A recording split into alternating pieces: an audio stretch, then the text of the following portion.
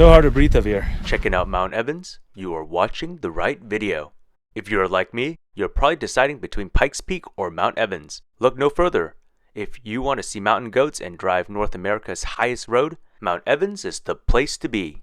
And yes, it's even higher than Pikes Peak.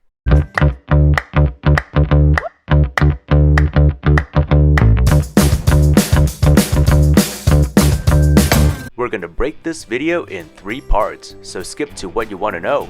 We're going to cover the white knuckle drive up, the summit experience, and the drive down, with a bonus section on the gateway gold rush town of Idaho Springs off Interstate 70. This is a true adventure driving North America's highest paved road. Yes, if you do this drive, you're in the top 1% who have taken a car higher than anyone in the US.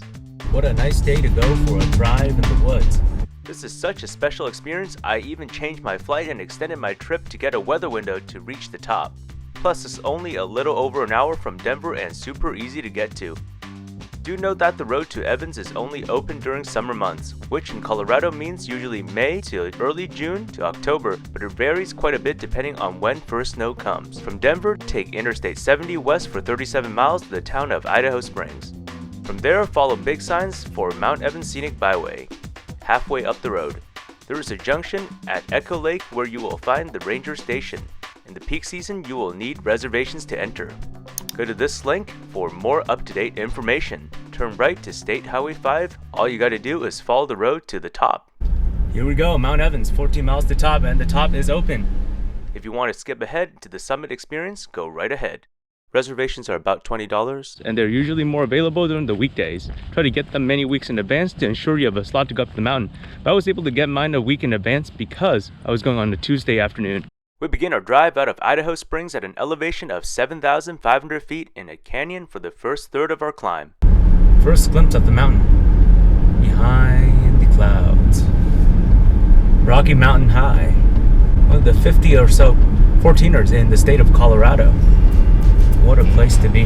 This section of road is signed as Colorado 103. We emerge from this canyon and find ourselves at 10,600 feet, halfway up. And here's a glimpse of Echo Lake. After Echo Lake itself, you'll see Echo Lake Lodge and signs for Mount Evans summit. Follow those signs and turn right at the junction. We'll drive past the ranger station where we'll show them our reservation and head on up.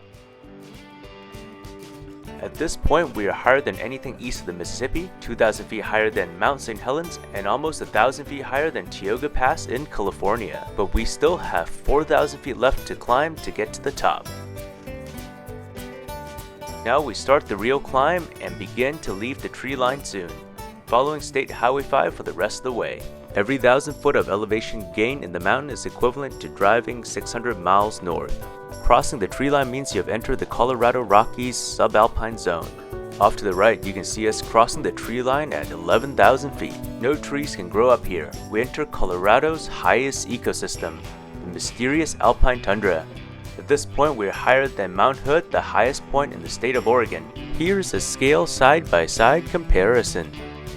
This environment is arguably the harshest that supports life in North America. Winter conditions last over 8 months and the soil never fully melts. We are deep in the land of permafrost. Long winters, high wind, and intense sunlight means only highly adapted species survive. A little edgy here. There's no guardrails. You see the high Rockies over there. It's quite something, isn't it? They call it Rocky Mountain High for a reason. Mountain squirrel or something. The view just keeps getting better. Holy crap, it is bumpy here. The tundra, the permafrost, isn't permissive to building roads.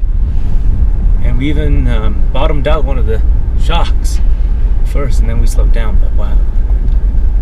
It's kind of diagonal this. Look at Evans.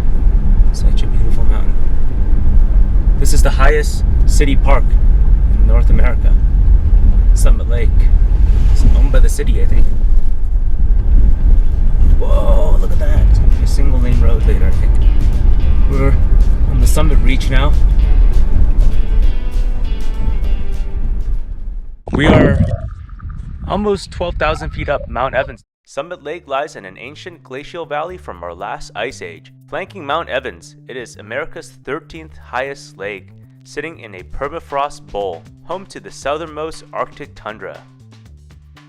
Although we're in Colorado's temperate latitude, this high elevation makes us feel like we're driving through the middle of Norway. Look at that valley on our left. You can really see all of Colorado from up here. Take the Sangre de Cristos, Great Sanders, all the way north of the Wyoming border near Rocky Mountain National Park. Mount Evans Scenic Byway gets really windy in the last 1,000 foot of climb. The road has no guardrails and becomes a lane and a half wide as it ascends the summit ridge. Close to the top, we get rewarded with another treat. We see Mount Bierstadt appear, another popular Colorado 14er. And look, our first mountain goat.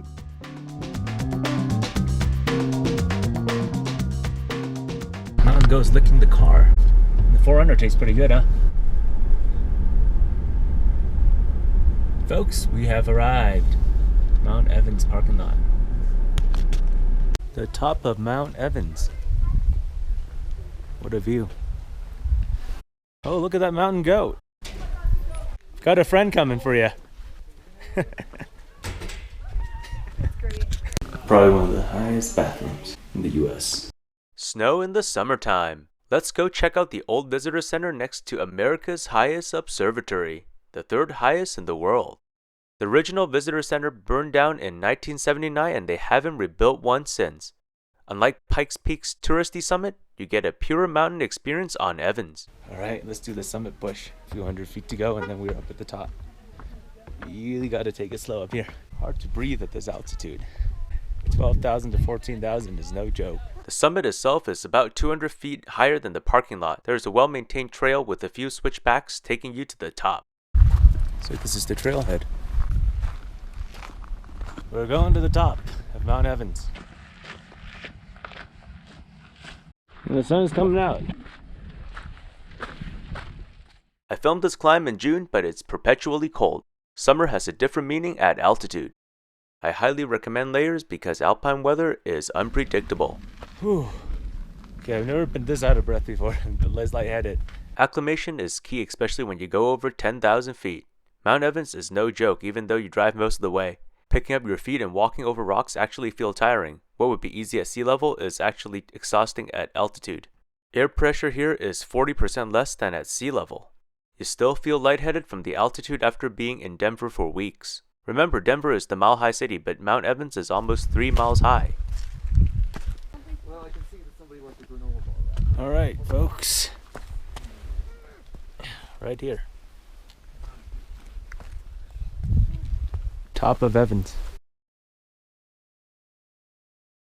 You got a GoPro as well? Yeah, I figured I'd bring some friends up here. At the top of the world. Yep, started. It's a good feeling.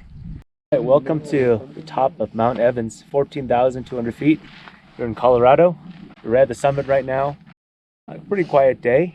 Pretty cloudy. You can't see all the way down to New Mexico, but what a view here still. What an experience to get up to a 14er on the road and being able to hike the last 100 or so feet. But our first 14er here in Colorado, Mount Evans, 14,200 something feet, depending on which rock you count. So yeah, with that being said, enjoy.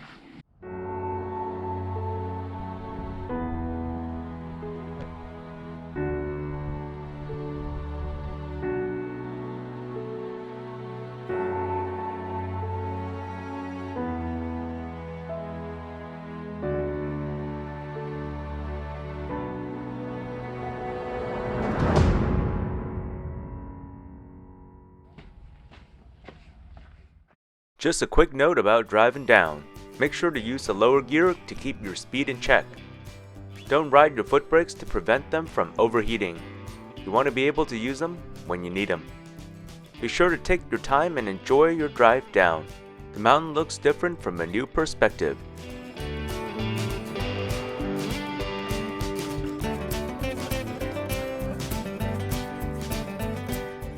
Watch out for mountain goats and be sure to let faster drivers pass when it is safe.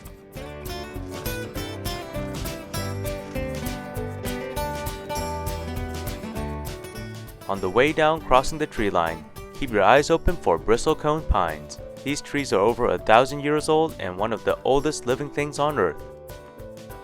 Our next stop, nestled high in the Colorado Rockies at the base of Evans. Arriving in Idaho Springs, old mining town, home of the Argo Mine. Idaho Springs was a Colorado mining gem, a mining town turned historic tourist destination. Idaho Springs has a walkable downtown worth exploring, with plenty of great selections of restaurants. So much warmer down here. Downtown is built around Minor Street, a popular half-mile-long business district with plenty of storefronts worth visiting. When you're here, it's easy to forget about modern life and imagine what it was like back in the frontier days.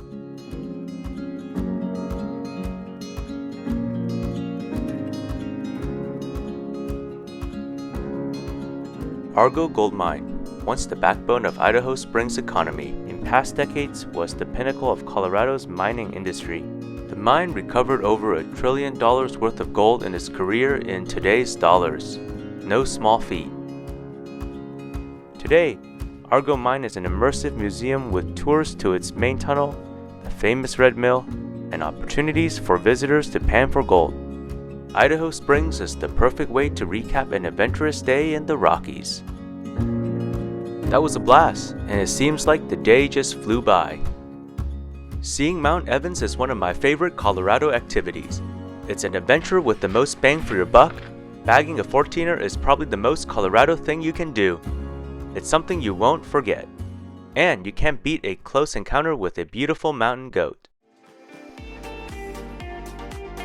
I hope you enjoyed this video about Mount Evans and found it useful for your trip planning. If you like this video, please like and subscribe for more content like this.